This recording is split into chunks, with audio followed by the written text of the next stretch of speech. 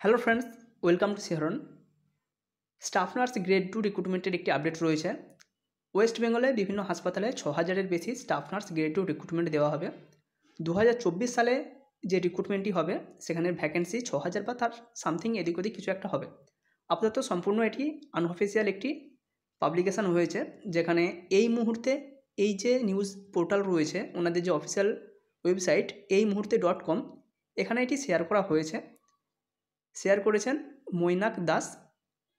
28শে December 2023 সন্ধ্যে 6:58 এটি post করা হয়েছে। এখানে যেটি বলা হয়েছে যে 6114 জন স্টাফ নার্স গ্রেড 2 নেওয়া হবে। তো কীভাবে অ্যাপ্লিকেশান করবে, কারা অ্যাপ্লিকেশান করতে পারবে, যারা রিসিপ্রোকাল পেয়েছে তারা সবাই অ্যাপ্লিকেশান করতে পারবে কি না, ওয়েস্ট বেঙ্গলের বাইরের যারা ক্যাটাগরি বা যারা স্টুডেন্ট রয়েছে উড়িষ্যা বা ত্রিপুরা এই সমস্ত জায়গার যারা রেসিডেন্ট, ওয়েস্ট বেঙ্গলের রেসিডেন্ট নয়, যারা অন্য জায়গার রেসিডেন্ট তারা আদৌ অ্যাপ্লিকেশান করতে পারবে কি না সেই নিয়ে সমস্ত কিছু বলা হবে বা জানানো হবে। একদম অফিসিয়াল ওয়েবসাইটে বা প্রেস কনফারেন্সের মাধ্যমেই মেনলি এটা হয়ে থাকে, যেটা মুখ্যমন্ত্রী ডাইরেক্ট প্রেস কনফারেন্স করে সেটা জানিয়ে দেয়। তো কতগুলি সিট কোন ক্যাটাগরির জন্য কতগুলি থাকছে, রিজার্ভেশন কতগুলি থাকছে, অ্যাপ্লিকেশান প্রসেস কী সেই নিয়ে আপাতত কিন্তু কিছু উল্লেখ করা হয়নি। যেটা health recruitment board, WB health recruitment board, তার মাধ্যমে পুরো রিক্রুটমেন্ট প্রসেসটি কন্ডাক্ট করা হবে।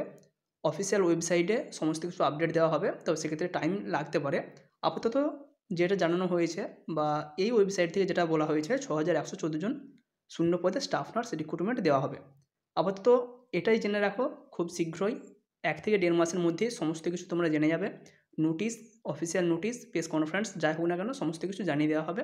ভ্যাকেন্সি, স্যালারি, কোন ক্যাটাগরির জন্য কতগুলি রিজার্ভেশন সমস্ত কিছু আপডেট পেয়ে যাবে। কেউ যদি দেখতে চাও এই মুহূর্তে .com এই যে ওয়েবসাইট রয়েছে, নিউজ পোর্টাল রয়েছে, সেখানে গিয়ে তোমরা সার্চ করে দেখে নিতে পারো। আরও কোনো যদি আপডেট থাকে অবশ্যই আমরা জানিয়ে দেবো। Thank you.